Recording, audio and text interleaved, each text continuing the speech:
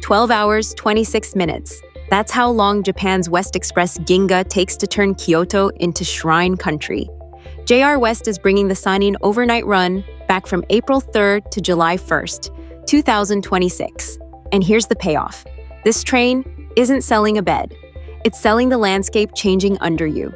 The down run leaves Kyoto at 21:13 and reaches Izumoshi at 09:39. That's a neat geography trick. You board in the Kansai Station belt, Kyoto, Shinosaka, Osaka, Sanomiya, Kobe, Nishi-Akashi, Himeji, all platforms, concrete, announcements, late-night city energy. Then the route bends inland via the Hakubi line. This is where Ginga gets interesting. JR West literally brands it as a sightseeing train for Western Japan, with a logo that imagines destinations as stars linked by the train's path. Even the indigo body is meant to echo the region's seas and skies. Subtle? A little. Effective? Yeah. And this is not some sealed-off luxury capsule. The 6 cars mix green car boxes, reclining seats, couchettes, family cabins, private rooms, and 3 communal spaces called Myojo, Yusei, and Suisei. Car 4 is a full lounge, Yusei, with tables engraved for shogi and chess. That's a dead giveaway. You're supposed to linger, look out, maybe stay awake for the crossing. Somewhere between the Kansai side and the Sanin side, the train climbs through the mountain corridor. That's the part I love most, because Western Japan stops feeling like one block of map color and starts showing its folds. You don't teleport from Osaka to Shimane. You earn the transition. By morning, the mood has changed completely. Yonago, Yasugi, Matsue, Tamatsukuri Onsen, Shinji, then Izumoshi.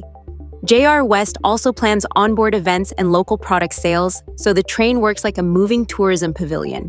Even station welcomes can feel like little handshakes from the region. Matsue is where the geography gets almost unfairly tidy.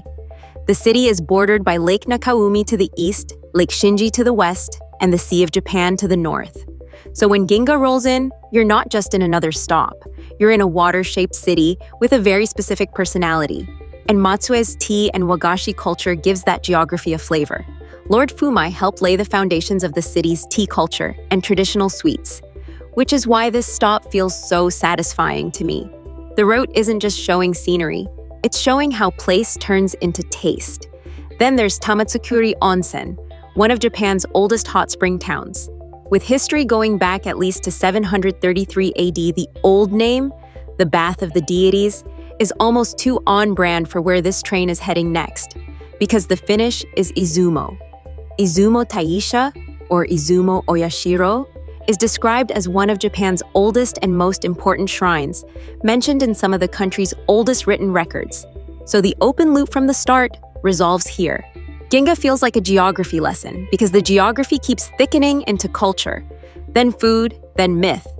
And if you want the edible version of that ending, get Izumo Soba.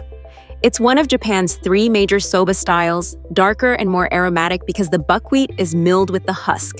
Honestly, that's the whole train in one bowl, a route that lets the region keep its texture.